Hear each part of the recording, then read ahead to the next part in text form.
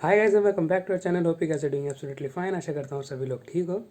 So guys, कल ही मैं गया था अपने नए घर की लीज साइन करने। तो मेरे दिमाग में एक आइडिया है, मैंने कहा क्यों ना एक ऐसी वीडियो बनाई जाए जिसमें आपको कुछ सेट ऑफ क्वेश्चंस दे दिए जाएं, जो कि अगर आप अपने नए लैंडलॉर्ड के पास जाएँ तो आप उससे पूछ सकें और अपने डाउट क्लियर कर सकें। क्योंकि जनरली मैं अपने उम्र के लोगों को जानता हूँ। हम लोग जनरली जब जाते हैं घर देखने या कुछ भी नया काम करने, तो जस्ट एक एग्जांपल ऑफ अगर अपना घर का एग्जांपल लेते हैं, तो हम लोग जाएंगे तो हम सिर्फ घर देखेंगे, कमरा देखेंगे, हाँ अच्छा है, रेंट पूछेंगे और वहाँ से वापस आ जाएंगे। तो और भी बहुत से ऐसे क्वेश्चन होते हैं जो हमको वहाँ पे ऑन द स्पॉट पूछने चाहिए, पर हम भूल जाते हैं।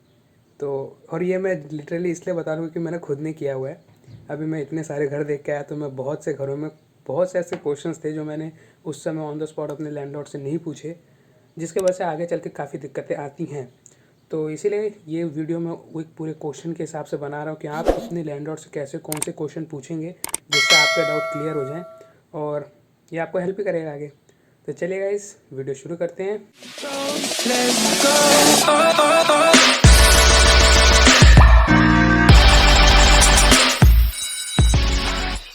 So guys, starting with first question.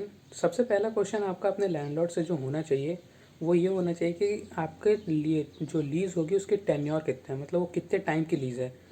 और इसमें एक प्रो टिप मैं ये देता हूँ, अपनी तरफ से कभी मत बोलना कि मेरे को इतने से इतने महीने में रहना है।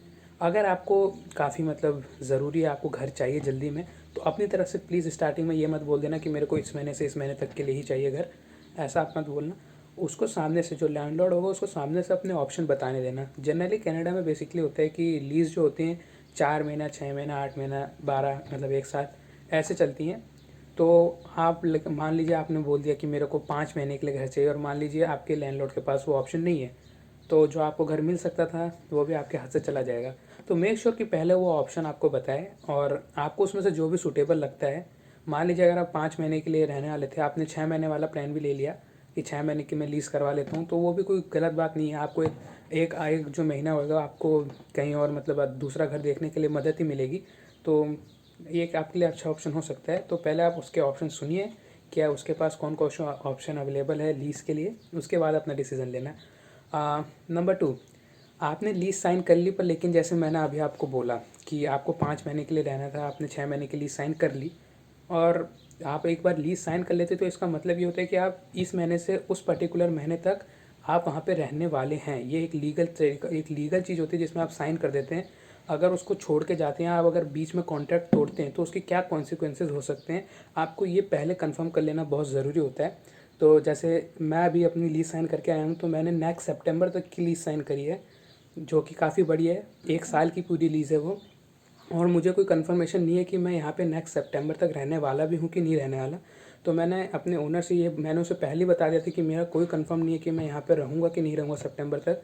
तो उसने मेरे को सामने से ऑप्शन बता दिए थे कि अगर आप छोड़ के जाना चाहते हो अपनी लीज़ के पूरे होने से पहले, तो उसको 1 महीने का एडवांस नोटिस देना पड़ेगा, ताकि जो हमारा लास्ट डिपॉजिट होता है वो उसको, जिस महीने मान लीजिए आपने मार्च में बोला कि मई में, अप्रैल लास्ट में मैं छोड़ के चला जाऊँगा, तो अप्रैल को as a last month consider करके आपका डिपॉजिट उसमें डाल दिया जाएगा।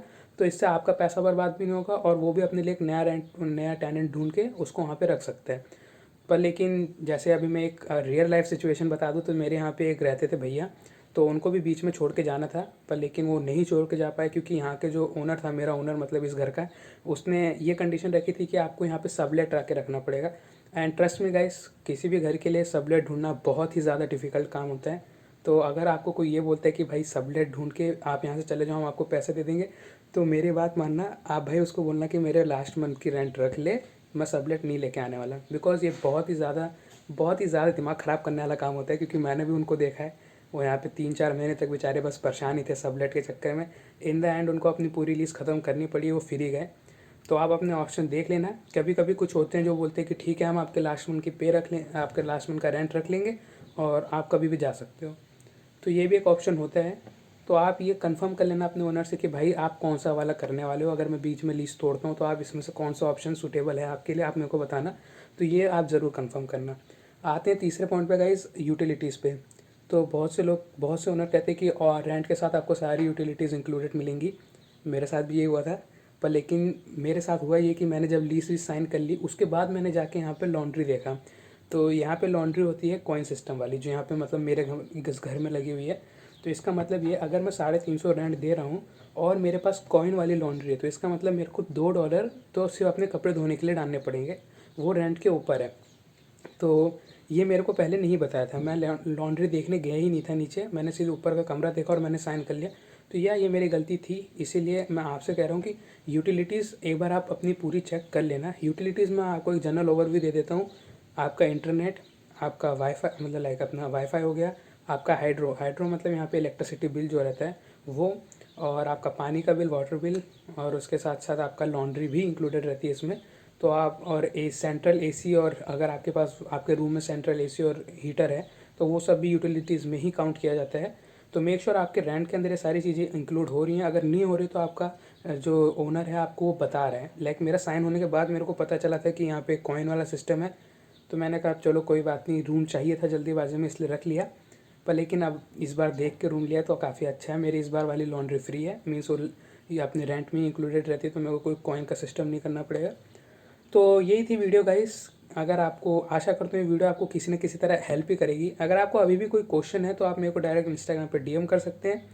तब तक के लिए टेक केयर, बाय बाय।